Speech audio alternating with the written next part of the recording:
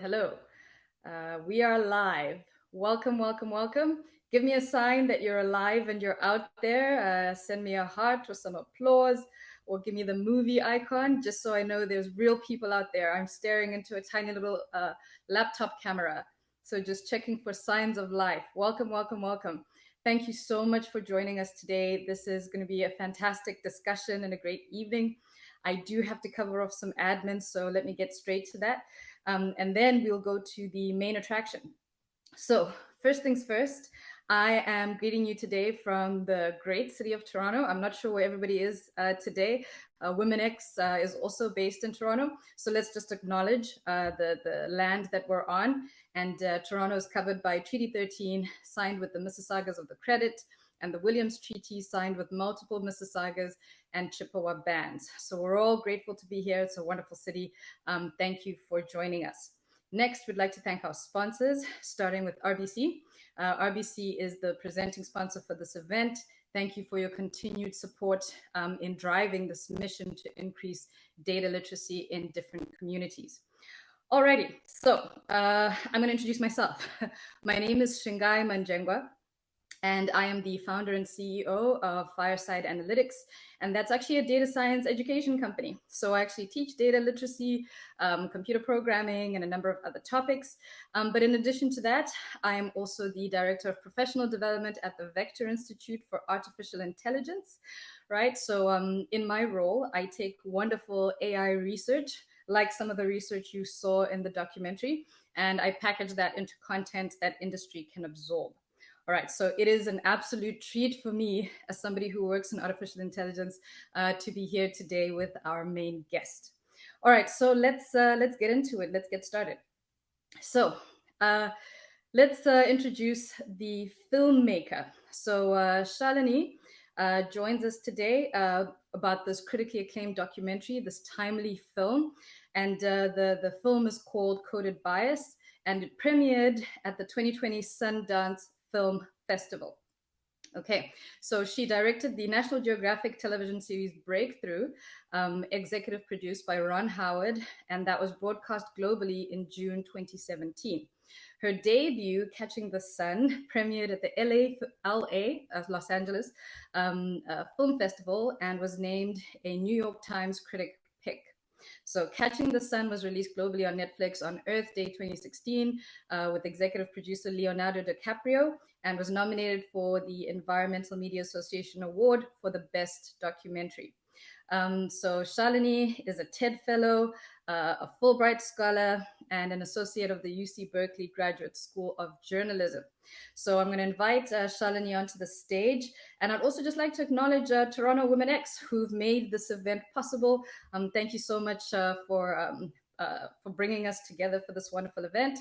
So as I invite Shalini to the stage, please join us. I see applause. And there she is. Hi there. Thank you so much for having me. It's such an honor to speak with you. And thank you, Toronto Womxn, and everyone who made time tonight to be a part of this conversation. It's an honor to be with you. So this is great. We just want to get to know you. So they were going to have some formal questions about the documentary, but maybe start by telling us the last meal that you really enjoyed.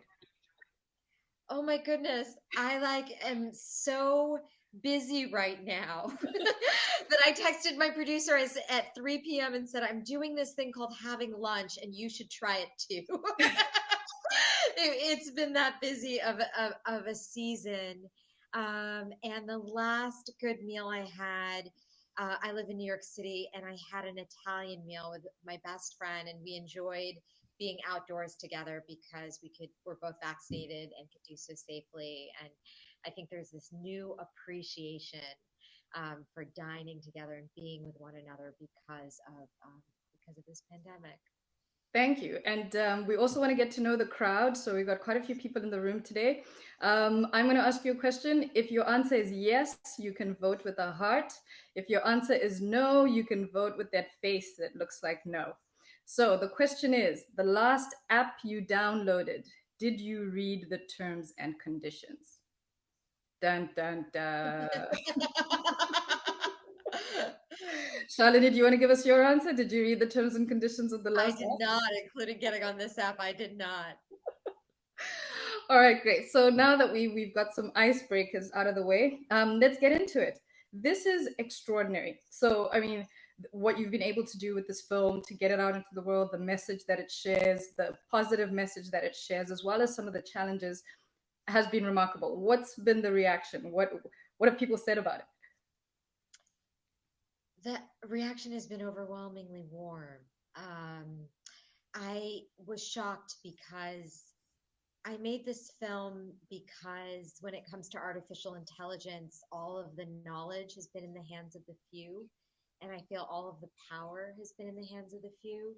And I really made Coded Bias to pull out a chair for all of us and let us know that we all have a seat at the table, whether you have advanced degrees and knowledge in AI as you do. But for all of us, because these systems are deployed on all of us. And I think I've been overwhelmed by responses that my favorite ones are my grandma loved it, my 12-year-old loved it. But also, I've been pretty shocked that most of the big tech companies have also hosted screenings of the film. And that really means a lot to me because I don't have advanced degrees in data science and mathematics and was terrified. I had a big imposter syndrome making this film and was worried that I would use terminology improperly. And I was so worried about the integrity of the research. And I think it is incredibly affirming that the film is starting conversations in the halls of power. But you are clearly a natural storyteller, and that's what comes through in the documentary. So even without the technical jargon, we still get the story coming through. So whatever your fears were, we were completely unaware of all of that happening in the background. It's just a beautiful production in the end. But we're not filmmakers. How does this happen? What are the steps involved? Does Netflix call you? Do you call Netflix? How do we end up with a documentary that so many people have watched and has garnered such an incredible conversation? Thank you so much. I was a small canoe up against cruise ships. I was this leaky canoe, and I think this film is very much a work of an independent voice, and I think could not have been made in a commercial framework. And I came to this work because, well, I think it's important to say, 3 years ago I didn't know what an algorithm even was, and everything I knew about AI came from the mind of Steven Spielberg. I'm definitely someone who's watched Blade Runner too many times. I think my street cred comes from my work as a sci-fi fanatic. And I stumbled down the rabbit hole when I read a book called Weapons of Math Destruction by Kathy O'Neill. And what I was uh, sort of awoken to was the fact that algorithms, machine learning, AI is increasingly becoming this gatekeeper of opportunity, deciding really important things like who gets hired, who gets healthcare, even how long a prison sentence someone may serve. And at the same time, as I was learning about the ways in which we're like outsourcing our autonomy and decision making to machines, in ways that really change human destinies. I came across a TED talk that Joy Bellamini gave and was completely shocked to realize that these same systems that we are putting our blind faith in to govern us in so many ways have not been vetted for racial bias or for gender bias, or for even that they won't do harm. And I was also just shocked to learn that in many cases, these systems haven't been vetted for some shared standard of accuracy outside from the companies that stand to benefit economically. And I think that's when I began to realize um, the extent to which everything I love in as a free person living in a democracy uh, is being transformed by these systems, whether it's my values of fair and accurate information or voting rights or equal opportunity or criminal justice issues that some communities don't receive undue police scrutiny. And I realized that all of these systems are being transformed by AI. And that's when I began to realize what Joy Bellamwini sort of articulates in the film, that we could roll back 50 years of civil rights advances in the name of these, trusting these algorithms to be fair and to be neutral and to be unbiased and to be just when that isn't a fact. And I think as a filmmaker, my story usually begins with my heart on fire for something, and sort of like this curious thing that I can't leave alone. And I think I searched for character, and I found it in Joy Bellamwini, who I think is such a um, at the time I felt such an unlikely voice in the space, because she was both an MIT researcher and graduate student who stumbled on this discovery, but also someone who's an artist, someone who is a translator between worlds and connected to um, people who are vulnerable. And I think for 2 years, I couldn't talk to people at parties because I was so worried people would ask me what I was making a film about, and I couldn't explain to them what I was making a film about. And I think I called it Racist Robots. I couldn't, that was the working title of the film. And it really took me a long time to sort of distill the science, which I'd never seen distilled in a film. I'd never seen a film about algorithmic justice or algorithms talked about in ways that people can understand. So I think it was a big gap for me as a science communicator. And then the other thing was, I feel like stories about technology are often told as if people don't live in those futures. And so it was really important for me to connect the science and technology to the people who had skin in the game, to people whose lives were at stake and whose opportunities were at stake around these technologies. And that set me on my journey to make the film. And it really was a work of independent spirit. And it's quite amazing the kind of the way we moved a dial, because we really were in a leaky canoe up against the cruise ships. That's fantastic. And I love what you said about, it's really about that translation of actually quite technical and in-depth, dense materials into language that people can understand. So I mentioned at the beginning, that's part of what I do. I actually do an introduction to artificial intelligence workshop. So the first time I encountered your documentary, I was about to give a talk and people were telling me, oh, have you seen this documentary? It covered XYZ, which I was planning to cover in the talk. And I was like, what is this documentary? Who are these people that have done this? And then when I watched it, I was like, yes, finally. And I love the reach as well, that all kinds of people have seen it, and people from different backgrounds, policymakers, technical people, etc. So I love your point about the endorsement from the tech community and everyone involved.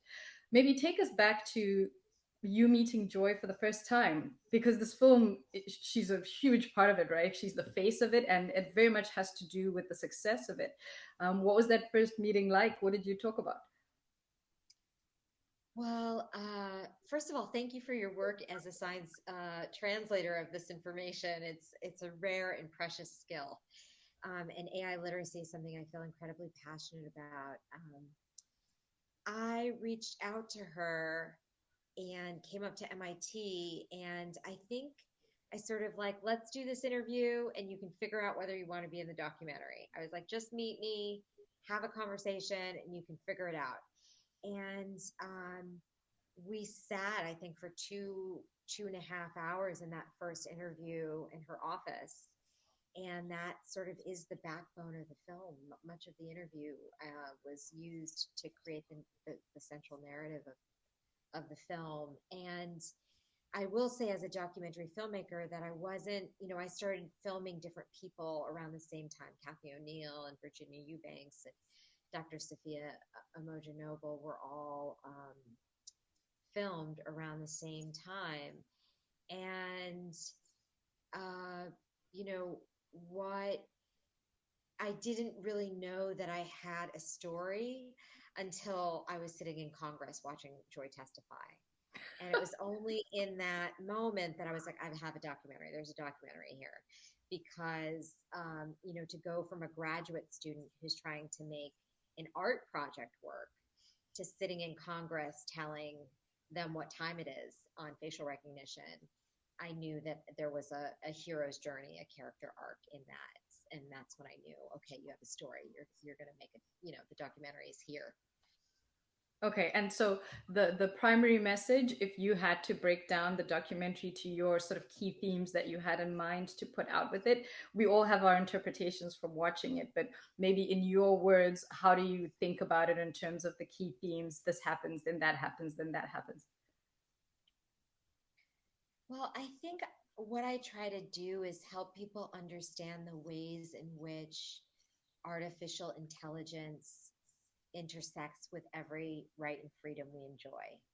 And I think that in some ways it would have been easier to make a film about facial recognition because it's so visual and it's biometric data and it's so easy to understand why that technology is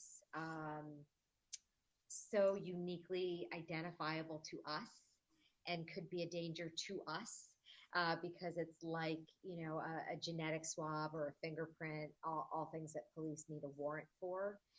And so it would have been easier to make that film, and I think I chose a road that was kind of difficult in terms of all these kind of narratives woven together. And I think that the if there's anything I hope audiences understand is just how high the stakes are for how we govern these technologies, how few people have been in the room, how much exclusion there's been in the development of the technologies that will ultimately shape our future in so many ways. And also the role we have to play as human beings in bringing our humanity into the room and starting to question, can we call something intelligent that doesn't have empathy, that doesn't have compassion, that doesn't have morals or ethics? And I think that the film really tries to say, well, wait a minute. These things are not like our gods. They're more like our children, and they need our oversight. They replicate the worst of our flaws, even without us trying, and they really need our oversight and our governance. And that's, I think, some of the things that I'm trying to draw out in the film. And I think, oftentimes people ask me, you know, don't you believe in good uses of technology, and what is appropriate use? And I obviously made the film because I'm a huge techie. I'm obsessed with the stuff, and I read Wired like it's the Bible, and I'm very much into all of this tech stuff. But I think when people ask me, is there correct use, and do we ban this technology, or do are there uses? And I hope that Coded Bias, if it's successful, asks the question not if there are good uses, but who gets to decide. And I think right now we're in a situation where it's just big tech deciding, what these incredibly powerful technologies do in society. And I often liken it to, the automobile industry before you had car seats for your baby and before you had, pharmaceutical products with labels and usage directions and counter indications. And I think that's the kind of world we're living in with AI. And I hope that if there's anything, that we'll be able to have governance over these technologies so that we can extract them for uses that are fair and ethical, and also advance all of us together, and not create bigger inequalities. Well, you hit one of my questions there, which was, are you excited about AI? So obviously, the documentary is about a very Ooh. specific angle, but you mentioned some of the positive uses, but are you excited about AI? I think the stuff is powerful, but it's like a tool. It's like, are you excited about knives? Like in the hands of a top chef? Yes. Right? In the hands of a sushi chef? Yes. In the hands of someone else? No. And I think that that is what we're dealing with AI. It really is that it's just a tool. And what I worry about is actually the economic model of AI, because we don't know what AI for public good could look like. What we're doing is creating psychological profiles. Companies are making these psychological profiles to you so it can sell you potato chips at the moment it can tell that your blood sugar is low because you're browsing data, right? Like that's the kind of precise, that's like the world we're working to. And I think there could be other uses that we sort of haven't imagined. And I think that this, what Shoshana Zuboff calls surveillance capitalism, that economic model of extractive data practice, is one of the things that um, is a problem, because it is about this extractive economy of taking our data at no benefit to us, with no rights of recourse to our own data, and it only economically benefits the companies who use it in all these ways and sell it in ways that we can't control. And so I think the economic model also has to change so that we can unleash a new kind of imagination. And what I really feel, and what I learned from the genius women in Coded Bias, is that there's been this stunning lack of imagination about how these technologies can be used. Partly because a small group of homogeneous people with a set economic model have been defining it for us. And it wasn't until I sat with these geniuses where I'm like, wow, there's another way the internet could work. We don't have to have predatory surveillance. There might be a way to make companies like the internet that we receive accurate and information true. Wait, what? I was sort of like, and I didn't understand until talking to um, the the thought leaders in my film, that we have had this stunning lack of imagination. And I think part of it is, thank you, Toronto Woman X, is that women have been missing from this conversation, because less than 14% of AI researchers are women. That is abysmal. It is reason for a massive investment campaign in women and people of color being in the technologies that will define the future. And I hope that will happen. And and when you have, half the genius missing from the room, I think we could, with inclusion and with new economic models, we could unleash a new type of genius around AI for public good. It's like you're in my head. This is you're literally preaching to the choir. Fundamentally believe in everything that you said. One of the reasons that I think this happens is because our education systems are so siloed. So the people that study engineering, that's all they know. If they study computer science, that's all they know. They may not even pick up any ethics courses along the way. You've blanketed it as literacy training. I'm thinking of our policymakers who don't typically get exposure to technical education and who may not even get exposure to the ethical considerations that might be affecting the tech. How do we fix that? You remember the Senate hearings where Facebook was in hot water, the sort of first rounds where we all realized how much trouble we were in because the policymakers didn't really ask the right questions. Well, what do we do there? Well, I'm so grateful to you because I actually think that it's people like you that can shift the work of policymakers. I think that oftentimes we think of enlightened policymakers somehow handing down governance. And if you look at how civil rights happened, that's not how it went down. It was actually educated people and engaged people of a democracy, um, uh, pushing policymakers to do the right thing and educating them about the civil rights change that was needed. And I think the same is true. I mean, you're speaking the truth here when you have sitting senators in the U.S. Congress asking Mark Zuckerberg how Facebook makes its money. And Mark Zuckerberg is like, we sell ads, Senator. And the lack of literacy is insane. It just is astounding. And so one of the things that I'm doing is working towards a congressional screening of coded bias um, for the Democratic Party. It was screened to Black caucus congressional leaders, and it's my hope that if more staffers on the Hill can see coded bias and sort of start to understand the framework for these issues, that we can start to have some governance. Yeah, and just purely to be fair, I hope that gets to the Republicans as well, just for fairness, to make sure that the Oh, message is yes. And reaching everyone. yes. And to point that out, I just want to say when I saw Joy testify, I saw something that we don't see on television, which is the left and the right agreed. And so I would love to get it to Republican makers. I have a more ease trying to get it to Democratic, but I would love to get it to the entire Congress.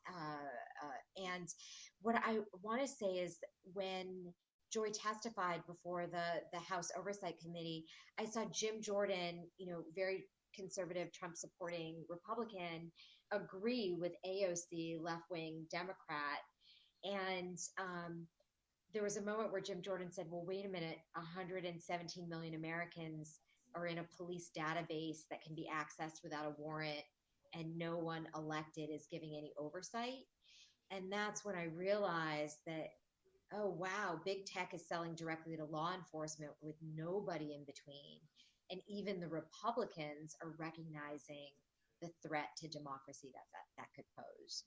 So this is a big question, but I'm going to ask it anyway. It came from the audience, which is, why do you think it's not happening? Like, why are these, big tech companies getting away with this? The idea that, you can create this kind of technology for advertising. How is this a thing? It's a new type of power. And I have to say, I made films about, clean energy before this. I'm no stranger to speaking truth to power, but um, this is a kind of power I've never seen before. It's in, and it's, and I think part of it is about the literacy, is that people don't understand how these systems work. They are opaque to us. And it becomes almost what I call like an invisible hand of power in a type of world where um, we haven't come to reckon with what that means. I come from a generation where the DJ chose what song was next. We went into a curated space to figure what film to watch. It was a different type of curation. And now we have this algorithmic hand that's saying, would you like to watch this next? Would you like to listen to this next? Would you like these shoes?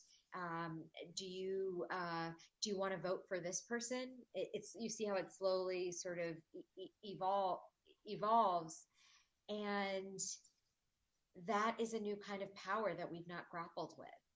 And a lot of times, what was so astounding to me, Dr. Sophia Mojanoble talks about technological redlining and how systems that were racist, in other things, using someone's zip code, using someone's, these other things that aren't racial, but like are racial indicators, um, how all of that is moving online. Mhm. And so you don't know that you've gotten a higher insurance rate than someone else. You don't know that a child in one zip code with higher concentrations of Asian kids is getting higher pricing for standardized testing prep, right? And down the street in a zip code that is low income and predominantly Latino, is those kids are getting, and Latina are getting um, predatory ads for the University of Phoenix, like for-profit colleges. And I think that we don't understand sort of the crude logic of how algorithms work. And to me, I'm so grateful to the cast of the film because I really felt like they pulled back the curtains on the Wizard of Oz for me and really helped me see. And now I may not be able to discern something the way that Kathy O'Neill discerns something, an algorithm and break it down and tell if it's fair. I can't do that stuff. But at least I know what questions to ask. And I think that for the public, it's all sold to us as this big magic. And we can't even question what is legitimate data science and what is bogus baloney pseudoscience.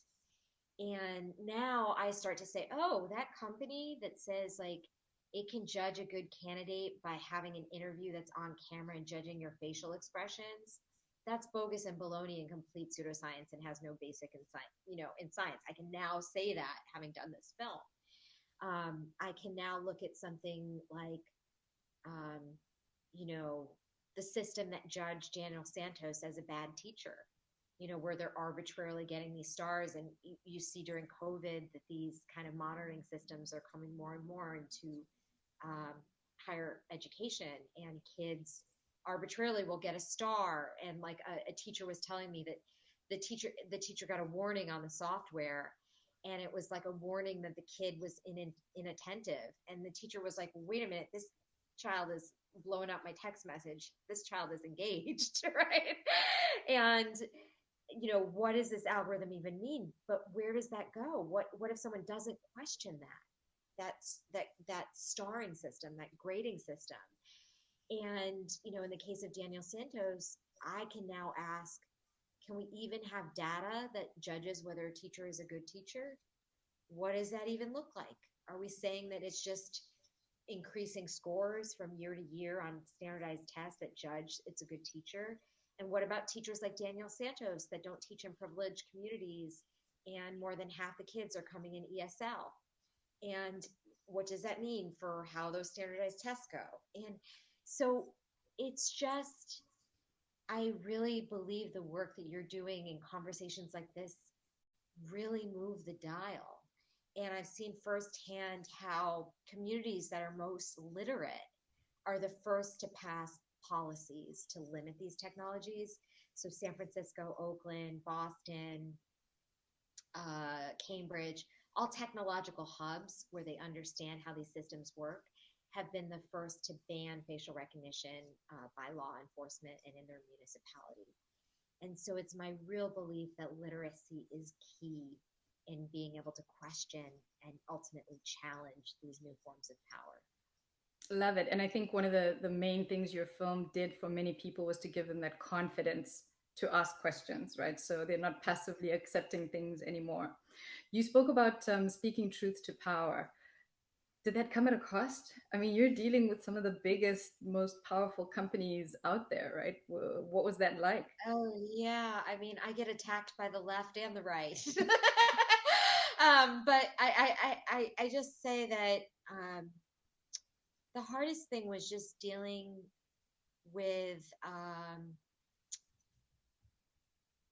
even the fear of it. And when I have to, get the film cleared for broadcast, I have more standards for accuracy than Facebook has around that my work is accurate.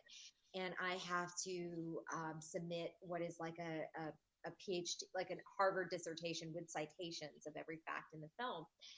And when I did that, and then they insure you to say, to the best of our ability, everything in this is true. And if it isn't true and there's some oversight, we're insuring you for broadcast, right? That's sort of what that insurance policy Wow.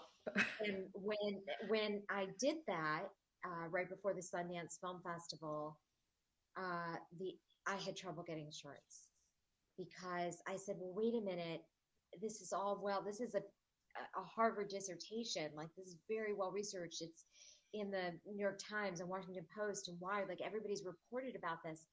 And the insurer said to me, it doesn't matter if it's true. It's Amazon.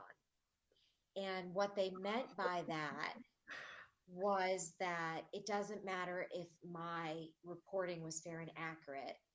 When you take on big power that has the largest budget, and any kind of lawyers that they could deploy on me, it wouldn't matter if what I was saying is the truth. that they could hold me up in lawsuits in perpetuity. And I'm so grateful that they didn't. And touch wood, no one has disputed any of the facts in the film. And so, but it's a sign, I think, that these companies are getting too big for democracy. And when you have companies like Google, however benevolent they claim to be, they account for 90% of knowledge searches globally throughout the world. And we just at a time when libraries are shutting down and halls of public education are losing their funding, we're getting this hyper reliance on Google, and I'm deeply concerned about what that means for civic dialogue. So you mentioned having a kid at home. Those of you who have kids at home as well, here's a hands-on exercise for you. In your favorite search engine, so I'm not naming a particular one, type in beautiful face.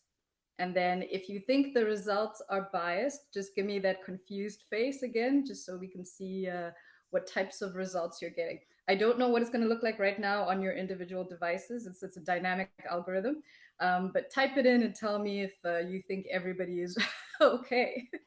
If you feel everybody is represented when you type in beautiful face.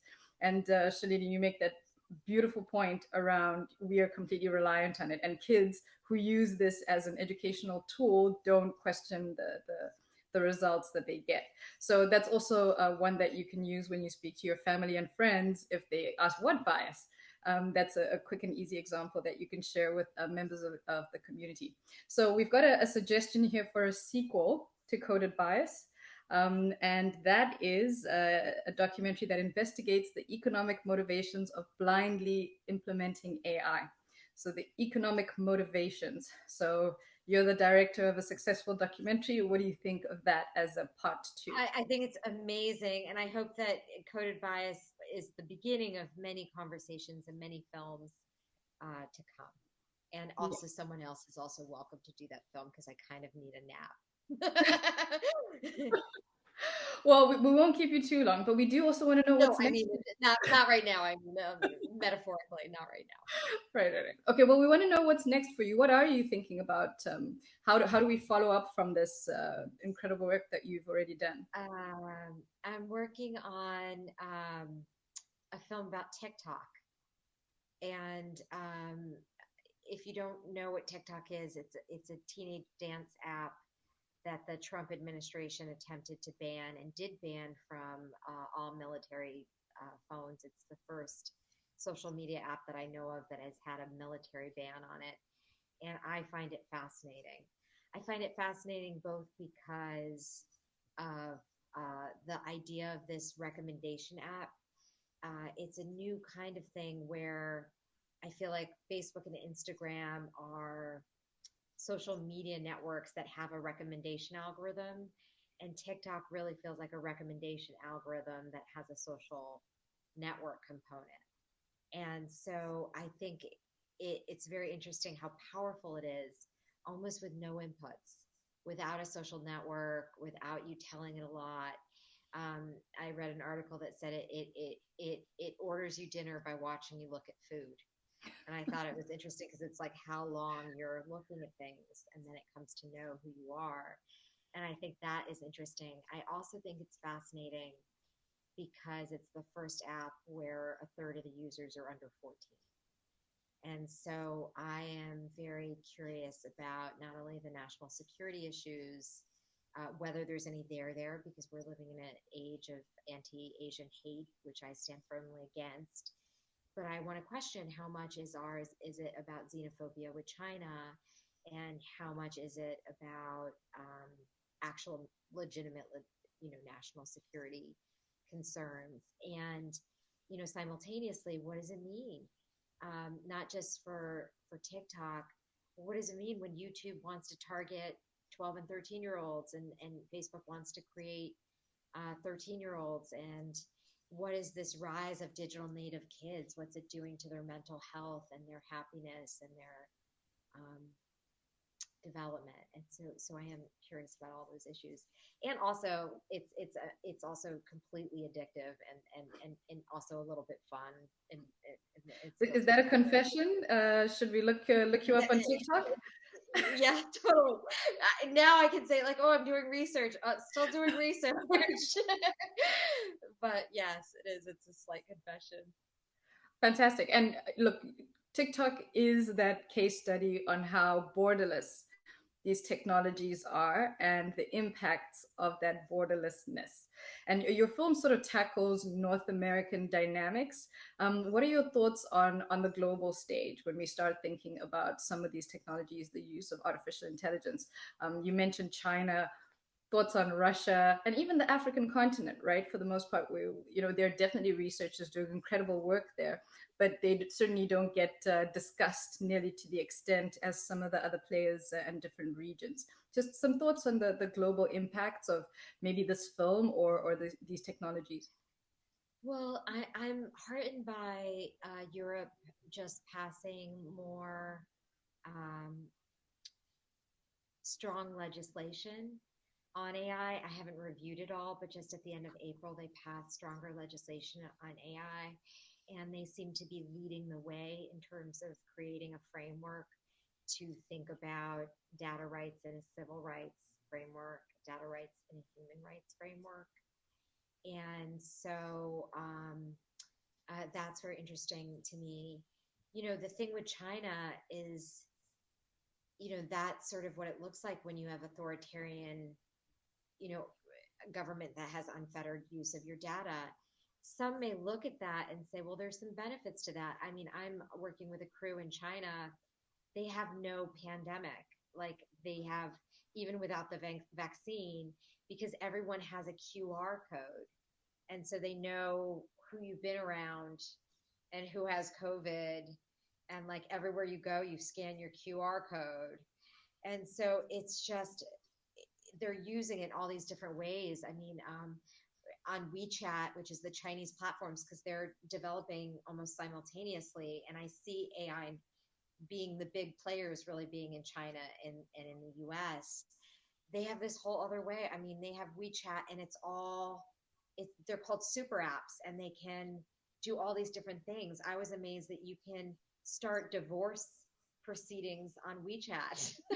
Yeah, apparently you can sort of shake each other's phones and all the paperwork starts for a divorce, which I thought was fascinating. And I think it's remarkable what they're doing in China.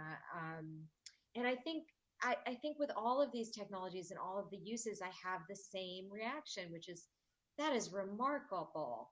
And that is really frightening. And that goes to whatever country is developing it, not just China. It's like everywhere. I sort of have the same reaction. And so to me, I just think it's an incredibly powerful technology.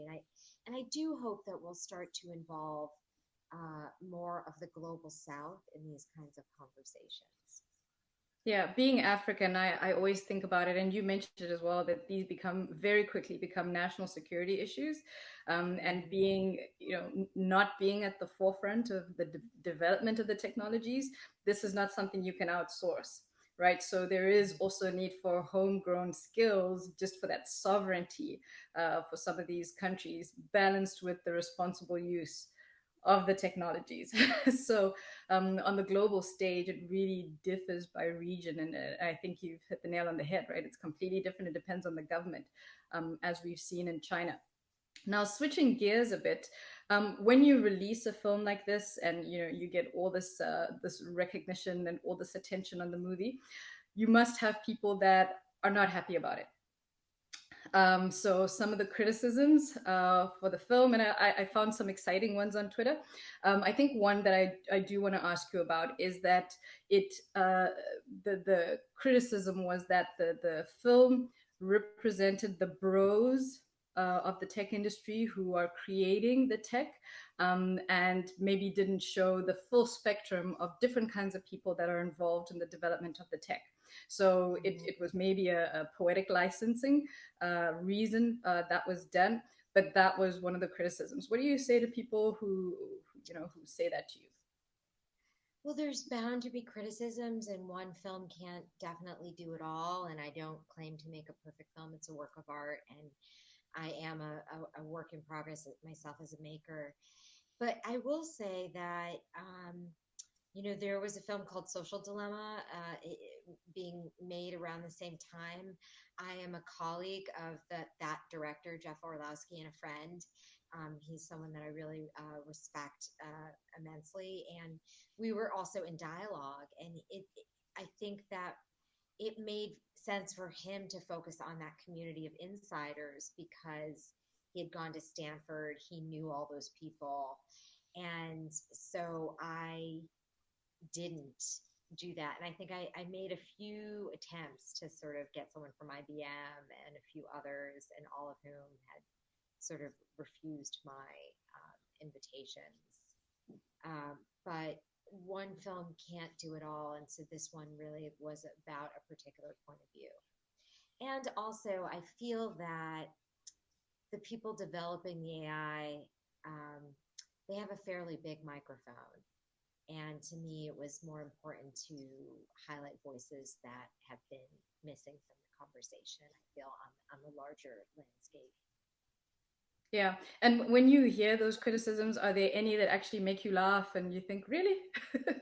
That's what you got? Do you look at social media? Do you see the different things that people are Well, saying? yes, I do. I try to take it all with a grain of salt because there's just a lot of, I don't find it to be a very productive place for civic dialogue and mutual understanding across difference. But what I will say is that I think the film's been critiqued of saying we don't like to be like the Chinese or something like that. And I think that the film is actually a little bit more complicated than that. I think that, one, I think it's important to say that my film was made and released before we had this wave of immense Asian American hate and violence. And I maybe would have um, crafted that slightly different or made sure I had some special language in there, given the environment that we're living in now. Hindsight is always 2020. But our understandings change over time about what's needed and what messages are poignant for the moment. And I think, to me, I feel like we have to start to separate, you know, um, anti-Asian xenophobia and hate, which is absolutely real and must be stopped, and we must combat, and still have a critique of authoritarianism. And I really just want to separate the two. And I think that uh, I am pro democratic. I don't sort of hide that, and I do have that lens, and I do fear authoritarian uses of technology. And I think what the film says is we want to judge China, but we're really just like them in so many ways. And I think that comparison is actually made in the film. And it's really tricky when you're dealing with complicated issues around things to be thoughtful and to have integrity. And I just do my best, and that's all I can do. Yeah, and to your first point, it really is a work of art. So we expect different reactions to art. So I love your attitude.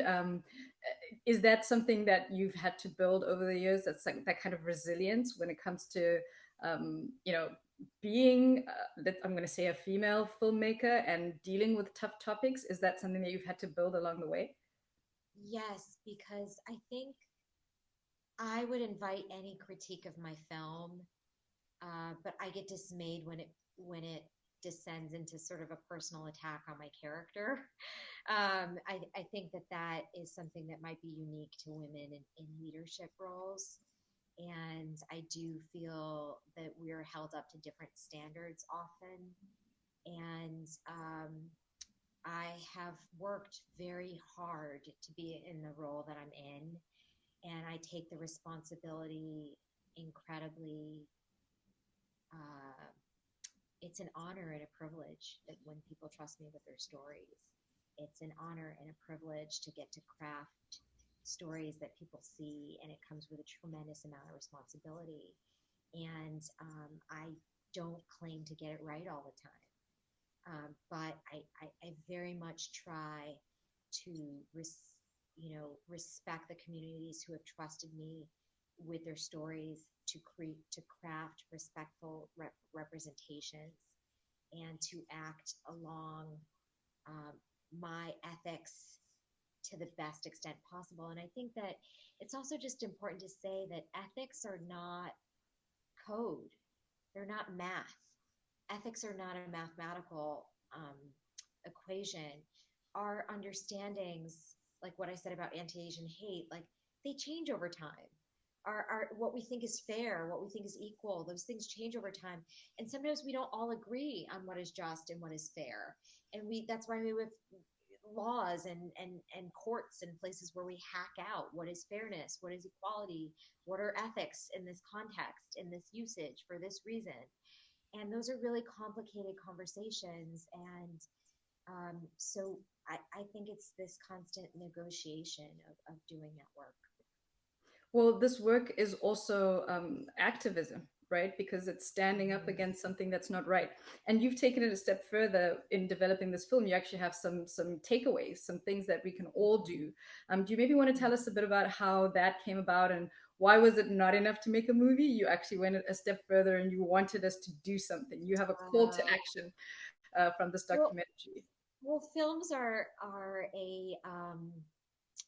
an extension of my engagement with the world, and I think that my art is my activism. It really is. It's an extension of my engagement with the world, and I sort of grew up making videos for nonprofit organizations. That's like sort of how I first came up. And so I have learned to be deeply embedded to grassroots organizations that work in the field and are doing the real work. And to me, they're the real heroes.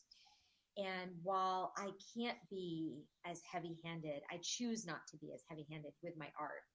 My job, I see my job as a filmmaker to make people feel and to make people feel empathy for people who are radically different from them. And then when the lights come up, I feel like there's a different thing that's possible. And so I work with a coalition of organizations in the field. You can go to codedbias.com/take action. And So I think hold that, on. Can we get that? Can we get that link in the chat for everybody here, just in case? Not just in case. We will all go to this link straight after yes, this conversation. So yes, yeah, because there are heroic, there we go.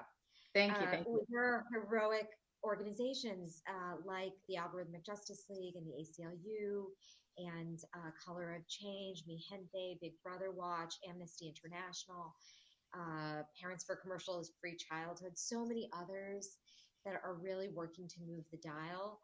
And the other thing is that I felt like this was a new educational field. And for me, feeling like an imposter, every person in the film that didn't have, a background from MIT or Harvard, um, they all had the same feeling of like, who am I to challenge this? And how do I understand it? And how does this thing work? And I wanted to help converge some of those things. So on that Take Action page are the lists of books, education, from all of the thought leaders in the film. There's a toolkit where you can screen the film and talk about it. We even give some like key terms about what is AI, what is an algorithm. I'm so glad you didn't ask me that question. I was like, oh, I hope there's someone who can answer that. And so there are great resources on the site. So I hope that people will start a conversation. And, people always ask me, what is the favorite part of making a film? And the strangest answer is it's the moment I'm sitting in the theater and the lights come up and you realize this is it. This is the moment where people are feeling something and you have that moment to sort of act or do something or, sort of there's a new awareness in the room. And I think that is kind of what you live for, that hopefully there's been some transformation in the course of watching the film. No, thank you. And it's empowering, right? People have something tangible that they can take away and go and do after the film. So thank you for that. I've got a question from the group here about at the end of the film, you actually list some data. You actually put out some facts about what's happened. Do we have any updates on those? So 2020 results stayed the same at the end, or did they get better now that more people are starting to educate themselves on the matter? Well, I think IBM took the unprecedented step of closing their facial recognition They division did. down. They They did. disrupted their entire business model and they got out of the game, and that was incredible for them to put their money where their mouth is. It was a real step towards governing a business along the lines of ethics. Microsoft said that they would stop selling to law enforcement, and Amazon has about 4 more weeks on their pause. They said they would pause for 1 year. And I just want to say that that change happened because of the groundbreaking scientists in my film, like Dr. Joy Buolamwini and Dr. Timnit Gebru, but also because of AI literacy being spread. Hopefully, the film had a small role in that, and also, conversations like this one. I hope that you continue them with your colleagues and with your families, um, and then also, because we have the largest movement for civil rights and equality around the unjust murder of George Floyd, and thousands of people of all colors locking arms and saying we're ready to combat racial bias and making the connections between racially biased invasive surveillance technology and the communities that can be the most brutalized and harmed by this technology unregulated and without oversight. And so I think that gives us a recipe to act. We need brave scientists unencumbered by corporate interests and clearly more voices in the room. We need AI literacy and people like you in every classroom in the United States and Canada and every country in the world. And we need engaged people of democracy who are pushing our policymakers to do the right thing. Shalini Kantayya, thank you so much for an engaging conversation. I mean, your work is outstanding. I mean, to see the human being behind this film is just such a treat, and it's been such an honor and a pleasure talking to you today.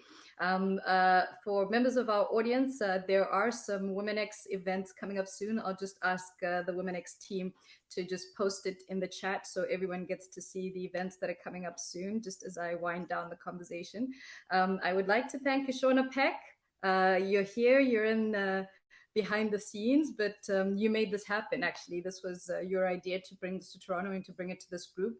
And I would just like to recognize you as somebody who's doing incredible work in this space. We really appreciate you, and you're brilliant. Just keep shining.